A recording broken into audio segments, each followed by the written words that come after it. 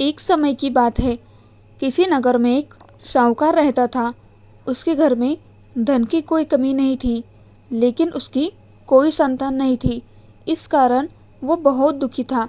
पुत्र प्राप्ति के लिए वह प्रत्येक सोमवार व्रत रखता था और पूरी श्रद्धा के साथ शिव मंदिर जाकर भगवान शिव और पार्वती जी की पूजा करता था।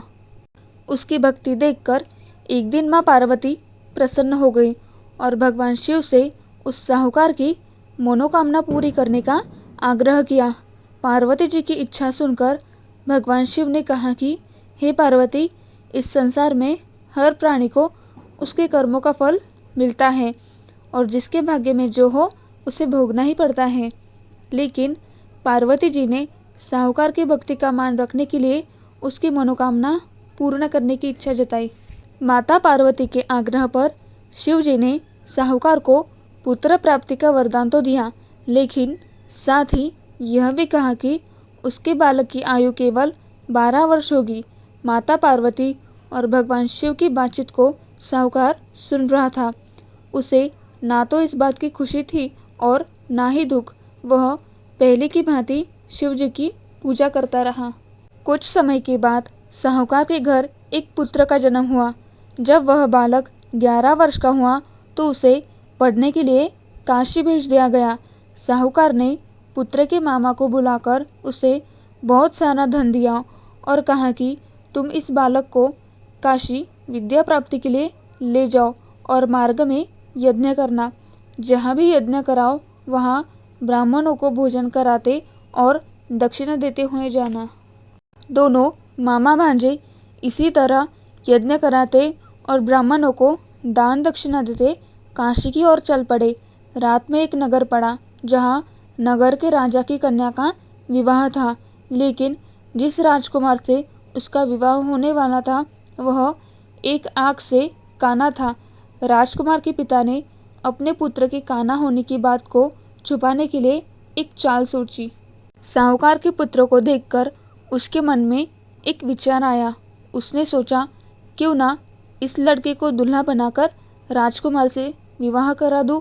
विवाह के बाद इसको धन देकर विदा कर दूंगा और राजकुमारी को अपने नगर ले जाऊंगा। लड़के को दूल्हे के वस्त्र पहनाकर राजकुमारी से विवाह करा दिया गया, लेकिन साहूकार का पुत्र ईमानदार था। उसे यह बात न्याय संगत नहीं लगी। उसने अवसर पाकर राजकुमारी की चुन्नी के पल्ले पर लिखा कि तुम्हारा विवाह तो मेरे साथ हुआ है, लेकिन जिस राजकुमार के संग तुम्हें भेजा जाएगा वह एक आँख से काना है। मैं तो काशी पढ़ने जा रहा हूँ।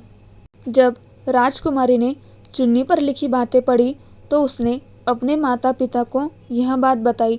राजा ने अपनी पुत्री को विदा नहीं किया, जिससे भारत वापस चली गई।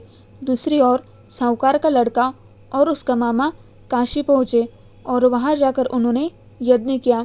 जिस दिन लड़की की आयु 12 साल की हुई उसी दिन यज्ञ रखा गया।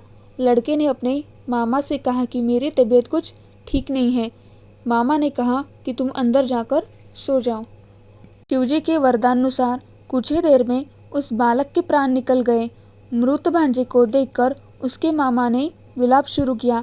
संयोगवश उसी समय शिवजी और माता पार्वती उधर से जा रहे थे। पार्वती ने भगवान से कहा, स्वामी, मुझे इसके रोने के स्वर सहन नहीं हो रहा। आप इस व्यक्ति के कष्ट को अवश्य दूर करें। जब शिवजी मृत बालक के समीप गए तो वह बोले कि यह उसी साहूकार का पुत्र है जिसे मैंने 12 वर्ष की आयु का वरदान दिया। अब इसकी आयु पूरी हो चुकी है। लेकिन मातृभाव से विभोर माता पार्वती ने कहा कि हे महादेव, आप इस बालक को और आयु देने की कृपा करें, अन्यथा इसके वियोग में इसके माता पिता भी तड़प तड़प कर मर जाएंगे।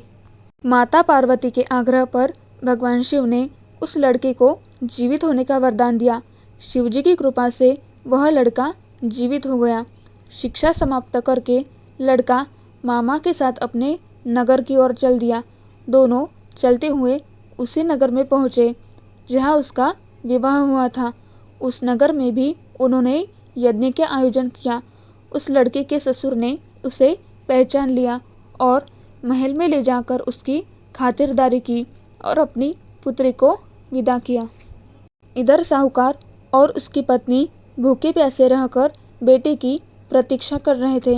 उन्होंने प्रण कर रखा था कि यदि उन्हें अपने बेटे की मृत्यु का समाचार मिला तो वह भी प्राण त्याग देंगे, परंतु अपने बेटे के जीवित होने का समाचार पाकर वह बेहद प्रसन्न हुए। उसी रात भगवान शिव ने व्यापारी के स्वप्न में आकर कहा, हे श्रेष्ठी, मैंने तेरे सोमवार के व्रत करने और व्रत कथा सुनने से प्रसन्न होकर तेरे पुत्र को लंबी आयु प्रदान की है। इसी प्रकार जो कोई सोमवार व्रत कथा करता है या कथा सुनता है और पढ़ता है, उसके सभी दुख दूर होते हैं और समस्त मनोकामनाएं पूर्ण होती हैं। श्री शिवाय नमस्तुभ्यं। हर हर महादेव।